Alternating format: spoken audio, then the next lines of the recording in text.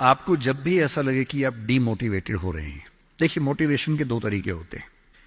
एक तो वैसा मोटिवेशन है कि मैं थोड़ी आग लगा दूं, 10 बार जोर से बोलूं, आप भी बोले जोर जोर से, एकदम खून गर्म हो जाए, आप बाहर निकले, आपको लग रहा है कि आप कुछ भी कर सकते हैं, आधे घंटे बाद लग रहा है अरे हम तो वैसे के वैसे हैं।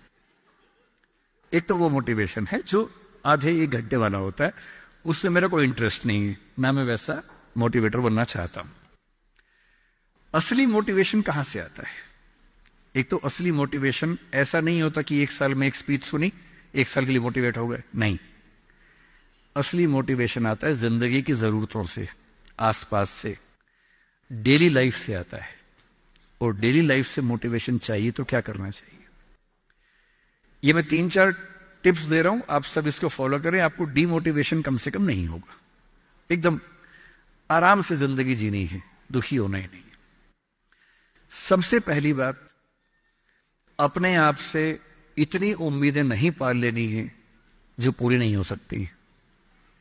और मैं आमतौर पर जब मोटिवेशन के लिए कोई मुझसे कहता है ना, मैं कहता हूं बच्चों को मत बुलाइए, उनके पेरेंट्स को बुला लीजिए।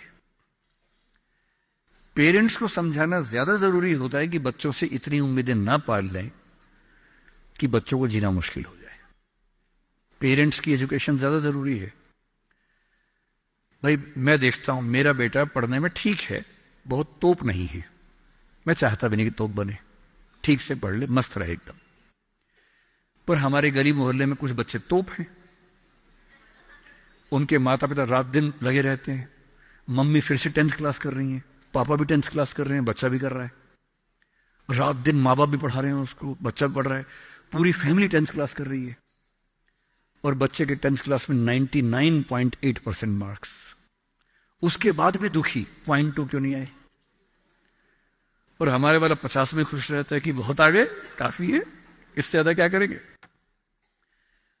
अगर आपने बच्चों से इतनी उम्मीदें पाली, इतना कंपटीशन में उलझा दिया, बेटा तुम्हें फर्स्ट आना है, टॉप करना है, 100% लाना है, ये करना है, वो करना है, आपका बच्चा कितना भी टॉप कर ले, वो कभी खुश इंसान नहीं बन पाएगा।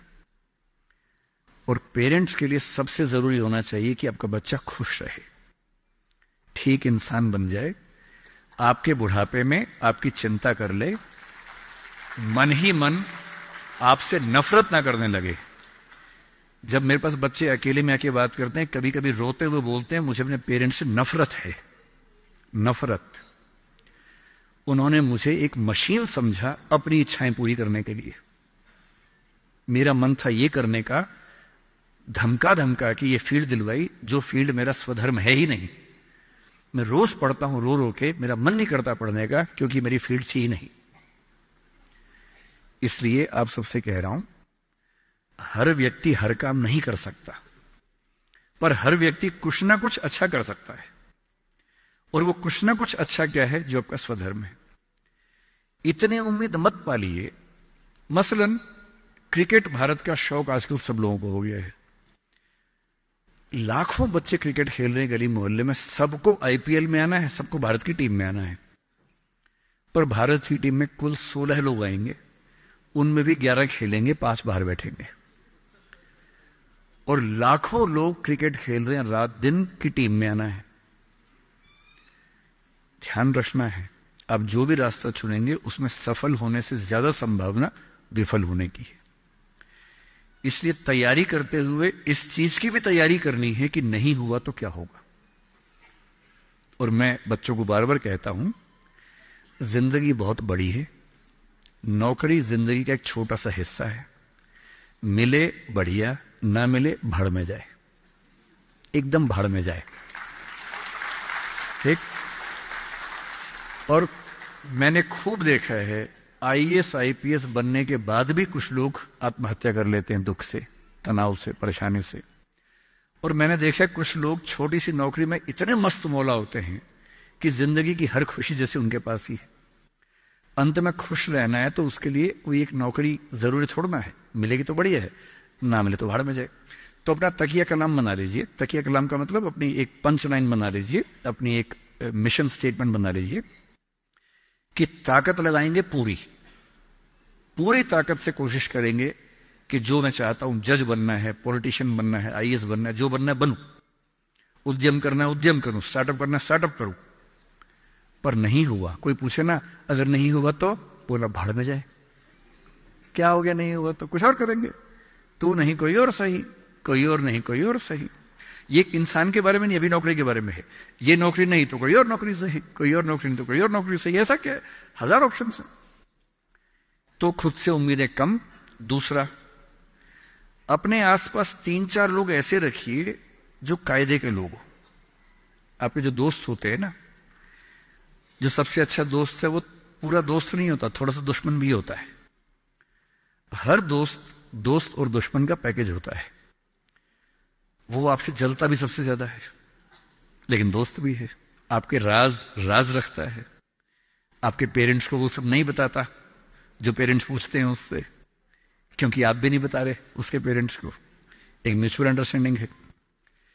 लेकिन जब दोस्त ऐसा होता है ना कि दूसरा दोस्त सफल हो जाए तो हमें जलन होती है, ईर्ष्या होती है, जो कि नेचुरल है। दुखी नहीं होना है।